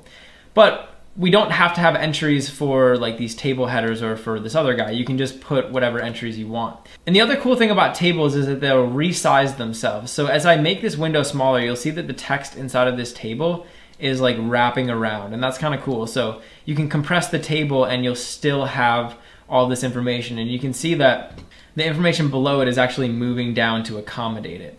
So tables are actually really responsive. So you can define as many table rows and as much table data as you want. And there's actually another thing we can do, which is add in a caption. So the caption will be like the overall title of the table. So right here underneath the table tag, I'm gonna put these caption tags. And again, this is like the title of the table. So we could just say like list of numbers. And now this table will have a nice caption on it. So you can see the caption will sit like right in the middle, right above the table. And a lot of times what people will do is they'll make this like a header. So you can make this a header 2. And now it'll be like this nice big title for our table. So it looks really good. So that's the basics of using a table. Another thing that people like to do is define a table head and a table body. And this is just makes it easier for people to read through the tables in the HTML. So for example, right now it's like not super obvious that this is supposed to be the table heading, and it's not super obvious that this is supposed to be like the content of the table. So you can separate the two sections by specifying a table head and a table body. So up here, right underneath actually right before this caption, we're gonna define the table head. So I'm just gonna say T head. And then below here, I'm just gonna end this. And now I'll just sort of indent this so it looks a little bit better. So this is gonna be all the information in the header of the table. Now we can create another tag called a table body, and it's gonna be the same thing. I'm just gonna say T body, and then we'll end the T body down here at the bottom of the table. And again, I'm just gonna kind of indent these things so it's easier to see. So now our table is laid out with a head and a body, and you'll see that it doesn't change the way the table looks, but it just allows us to format it and organize it a little bit better. Now there's one more thing that we can do with tables, which is control something called call span. And call span stands for column span. So for example, I have this one right here, right? And this is in the table. You'll notice that when we look at the table, 1 takes up exactly 1 column in the table, right? So it's taking up 1 column, and then in the second column we have 2 and then 3. But I can actually have 1 take up more than 1 column. So I can come over here in the table data and I can say call span is equal to, and inside of these quotation marks I can just put an integer number. So I could say, for example, 2. And now this piece of table data is going to take up 2 columns in the table. So you'll see right now it's taking up 1. When I refresh the page, it's taking up 2 now. So this one entry takes up 2 columns in the table, and then everything else gets pushed over to the side. So I could also say like 3, and now this will take up 3 columns, just like that. So you can control how many columns each individual table data is going to take up, and that really allows you to control like every aspect of your table. So that's the basics of using tables. I mean, you want to just make sure that you're using the right tags. I mean, tables, at least for me, have always been like kind of daunting because there's so many of these like little tags in there, but as long as you keep them well indented and you keep them organized, then you should have no problem. In this tutorial, I want to talk to you guys about containers in HTML. Now, a container in HTML is basically a set of tags that wraps other HTML elements. So I can define a starting and an ending tag, and then inside of those tags, I'll just put a bunch of other HTML elements. Now, generally, when you're writing HTML, it's good to wrap your HTML tags in what we would call like a wrapper tag. And that's basically just like a set of tags that sort of stores all of the HTML.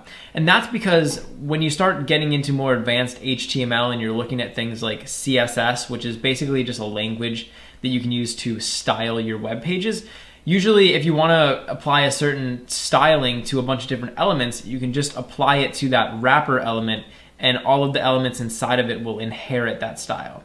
I don't want to get too into like CSS and styling, but just know that a lot of times in HTML, it's good to wrap up a bunch of elements into a like overall container.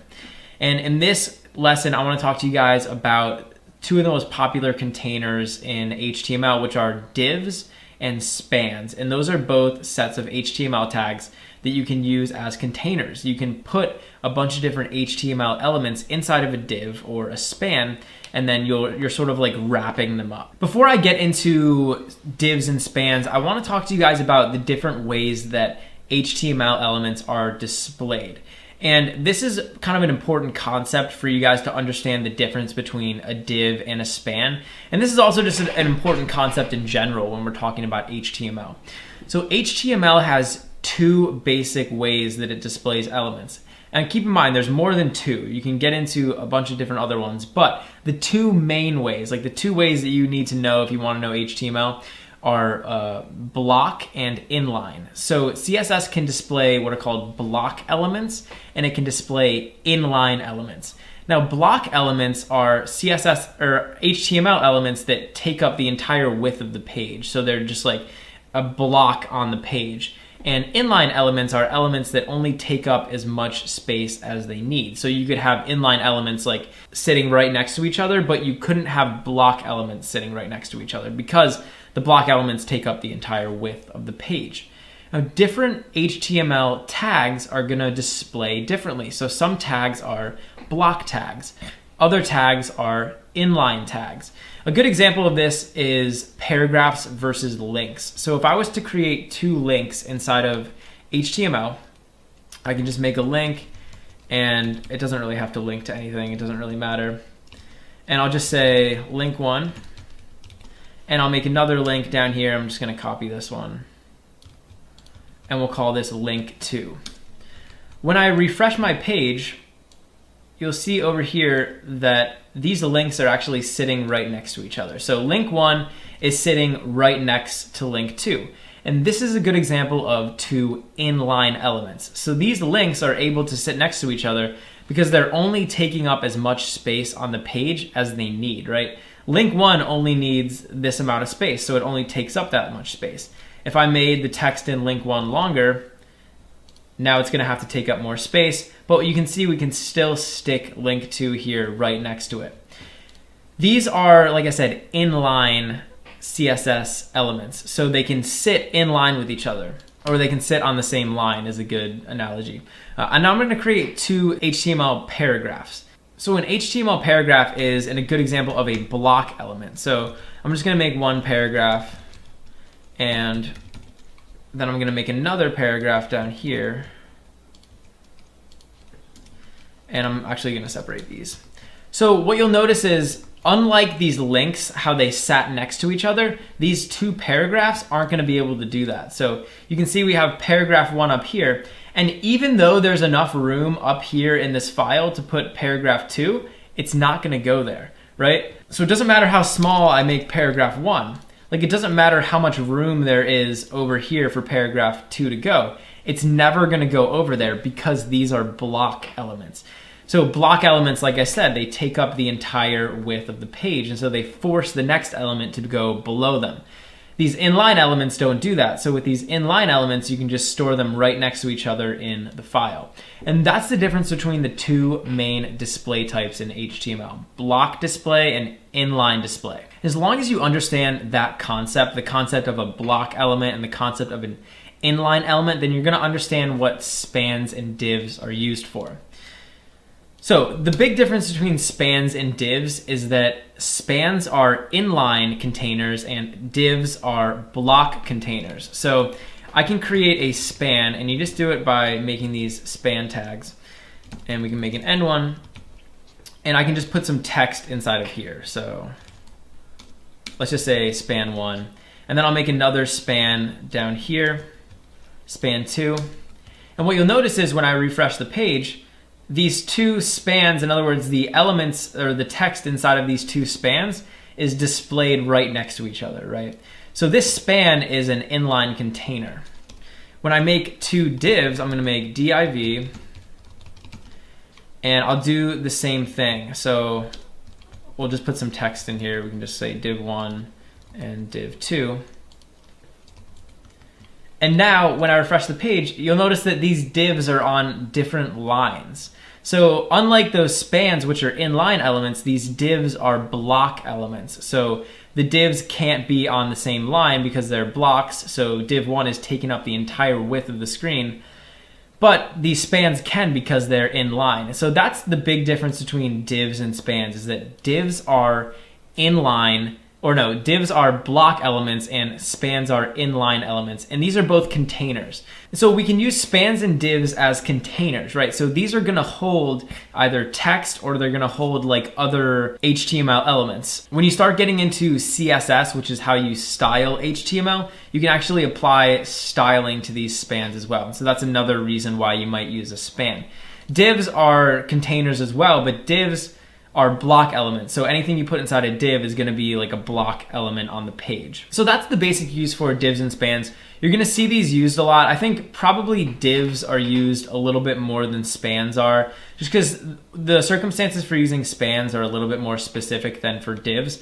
Generally, if you're defining a like overall container in HTML, you just wanna use a div. And a lot of times if you see people using containers in HTML, they're gonna wrap stuff in a div. So just remember that a div is a block element. So anything that goes inside of a div is gonna take up the whole width of the screen, right? That div container itself is gonna take up the width because it's a block element.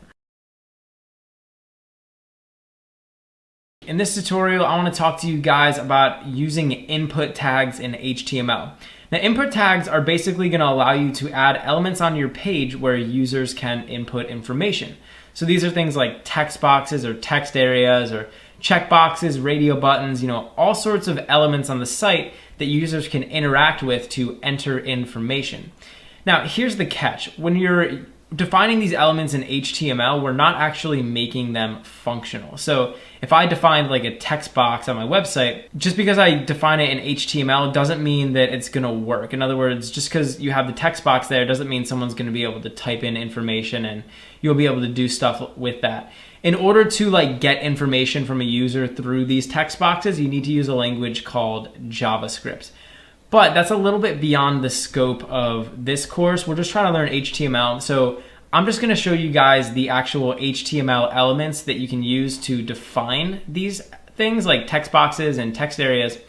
And then if you want, you can go off and learn JavaScript and you can learn how to get input from them. So down here, I'm gonna define my first input, and all the inputs for the most part are gonna use the same tag. So they're gonna use this input tag. So I can just say input, and I need to pass this a HTML attribute. So I need to give it some information. We can say type, and I need to tell it what type of input I want to accept. And there's a long list of different types of inputs that you can accept in HTML, but the most basic one is just text. So this will basically create a text box for us.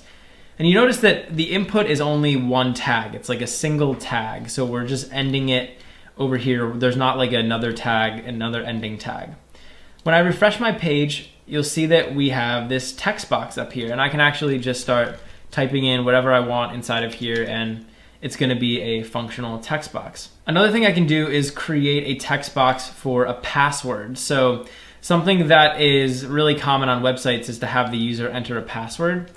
And what you can do is you can actually hide the text that's getting input into the text box. So instead of saying type text, we can say type password. And you'll see what happens when I come up here. I can type normally in this text box, but when I type down here, it covers these things up. So now they're just like little dots and you can't actually see what's being typed inside of there. So that's kind of like a HTML way of hiding the input from a text box. Another thing we can do is define default content inside of these text boxes. So I could give this a value attribute, and now we can just define a default value. So I could say like, enter your username. Maybe this is like a username prompt. And now you'll see that this text is automatically included inside of that text box without me having to do anything. Now I can also define something called a text area. And a text area is a lot like an input, but instead of just having one single line, we can have like a huge block where we can enter text. So this isn't technically an input tag. It has its own type of tag.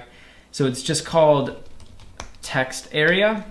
And in here, we can make 2 tags. So we're also going to need a closing tag.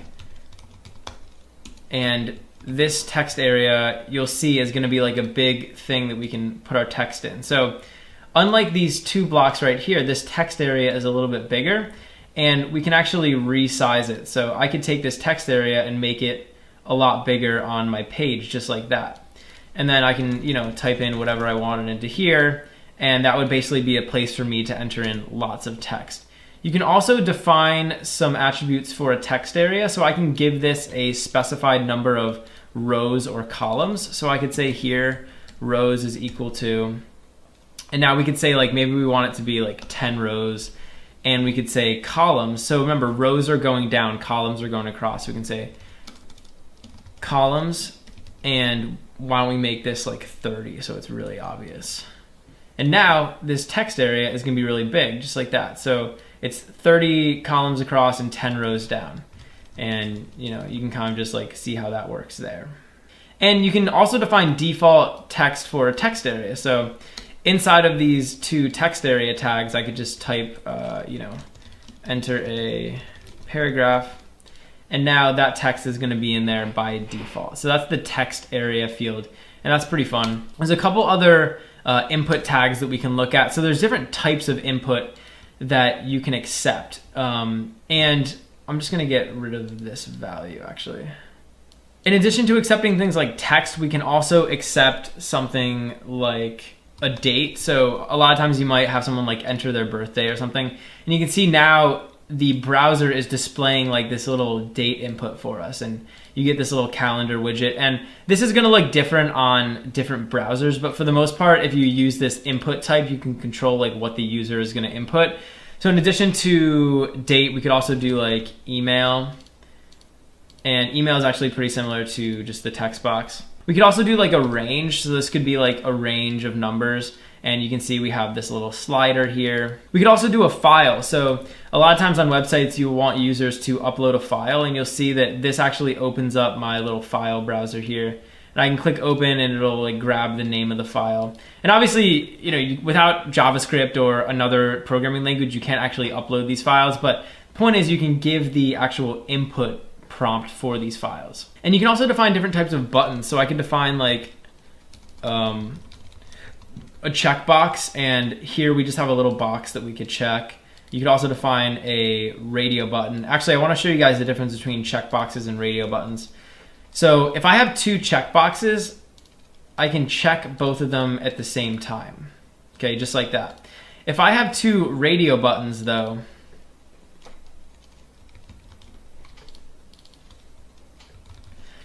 and if I give them an attribute called name, so we can name radio button, so I could say button, and we'll give this one that same exact name, you can actually only click on one of these radio buttons at a time. So if they have the same name, then I can only click one at a time. So checkboxes, you can click as many as you want. With radio buttons though, as long as they have the same name, you can only check one at a time. We can also define different buttons. So I could define like a submit button. That's kind of a popular button that people have. So if you have a form, like an HTML form, you can define a submit button. So I can just say submit, and now we'll get this nice little button here for submitting. So there's actually a bunch of these different input types, and I have this web page open over here. This is a web page on W3 Schools, and it basically just defines all of the input types for HTML. So the address is w3schools.com/tags/att_input_type. And down here, there's this really good list, and it just lists out all of the different types of inputs that you can have. So you see like button, checkbox, color, date, file, text, URL, all of these different types of like text boxes or buttons or little elements that you can use to input information in HTML. So I want to talk to you guys about one more HTML element, which is called a form. And a form is basically an element that is going to be used to store all of these inputs generally. So generally, if you see people using this form element, they're going to be putting these input tags inside of here. So a form is like a wrapper for a bunch of user input. And As I was saying before, like when you really want to like accept input from a user, you're gonna need another language besides HTML, and that's usually where forms are gonna come in handy, because forms can like give information to like your web server or whatever. But you don't really have to worry about that right now. Just know that a form tag is a lot of times acts as a wrapper for these different input tags. So hopefully you guys, got something out of that. You can kind of got a little bit of an introduction into these different input tags, and now you can style your website so users can input information into it. In this tutorial, I'm going to talk to you about using iframes in HTML. An iframe is an HTML element that's actually able to display another website inside of your web page. So you can effectively embed an entirely different website inside of your own web page, which is pretty cool. So you can create an iframe tag pretty much anywhere in your site, and it's just iframe like that, and then we need to pass this one attribute, which is a source. And this is going to be like the website that you want to embed. So in my case, why don't we just do the Draft Academy website. And then I can close off this iframe tag. And you're also going to need a closing iframe tag. So you're going to need one over here. Now inside of these iframe tags, you can put some text. And this is text that's going to get displayed if the user that's on your website can't view iframes. So maybe their browser just like doesn't support iframes, or maybe they, have some option toggled where it doesn't view iframes. Basically, this code would be displayed to them if they can't view it. So now when I head over here, I can refresh this page, and you'll notice that inside this little window, the Draft Academy homepage is displaying, but it's like super small. So if you want, you can come down here and we can resize these iframes. So I can give this a width attribute, and we'll just make it 1,000. And I can also give it a height attribute, and we can make this like 800. So now this iframe should display a lot bigger, right? So now I can see the whole website. And so this website is literally embedded inside of my website. So I can go to all the different pages of the website. It works just like a normal website would, but it's inside of our website. So another thing you can do is you can control the border. So if you look here on this iframe, you can see there's like a little border around here. It's like this little gray bar. It's kind of hard to see. But if you want to get rid of that, there's another attribute we can pass in. We can just say frame border is equal to 0. And now this will get rid of that little border. So the iframe will just be like even more embedded inside of the website. Now iframes are really great, and you can pretty much use an iframe for any website. But one thing that a lot of websites will do, a lot of like big websites, is they'll prevent other websites from using their websites as iframes. So like if I tried to make this iframe for like Amazon, for example, Amazon.com, then when I refresh the page, you'll see that nothing shows up, right? I'm not able to use Amazon as an iframe, and that's because they have some setting toggled where they don't allow their website to be used as an iframe. And kind of for good reason. I mean, one of the problems or one of the dangers of iframes is that someone else's website could pose as another person's website. So I could create a website and just have an iframe of Amazon's website in my website, and I could trick people into going to my website, and they would just think it's Amazon, right? So they'd be like, oh, I'm on Amazon, this is cool. Meanwhile, they're on my website, and I could like take their data or, do something malicious to them. So that's one reason why people wouldn't want to have iframes. And it kind of makes sense. But in my case, like for draftacademy.com, like I have no problem letting people iframe that. So it's available to me. So yeah, that's the basics of iframes. Like I said, you can resize them, you can move them around, and they can be a really useful feature in your website. In this tutorial, I want to talk to you about meta tags in HTML. So up here in the head of my website, you'll see that I have this meta tag right here, and this is normally a meta tag that's included in most HTML, and it's specifying the char set of my file, right, the character set. But in addition to this meta tag, we can also define other meta tags, and meta tags live in the head of the HTML file, and the head is basically just used to like define information about the file or do some different like configuration with the file. And these meta tags are used for metadata. So metadata is like data about data, so we can use meta tags to define information about this particular web page. I'm going to show you some of those different meta tags, and we'll talk about like how they're used and why they're useful. So I'm going to make a new meta tag, and we're going to call this one name. So we're going to give it a name, and we're going to call it description. So this is going to be the like full-on description of our website. And over here, I'm just going to type content. So this is going to be the content of the meta tag. And here you could type like your description. And most websites are going to have a description, and this is something that can be used by, for example, a search engine in order to kind of like help to figure out what your website's about. So if you give a good description of what your website's doing, then a search engine could use that information to kind of figure out where your page should sit in like page rankings and stuff like that. And a general rule, people usually would say like maybe 160 characters for a description is like kind of good. You don't want the description to be too long. Like if the description's over like let's say 200 characters, then most search engines are just kind of gonna ignore it, or they might even like penalize you for that in like your search ranking. So description is very important. Just make sure you keep it brief. Another meta tag that we can use is for the author. So I can say meta name, and this is gonna be author. And actually I don't think I closed this tag, yeah. So you can just close all of these like this. And then again, we can just define the content. So this is going to define like the or who the author is. So like in our case, it's me.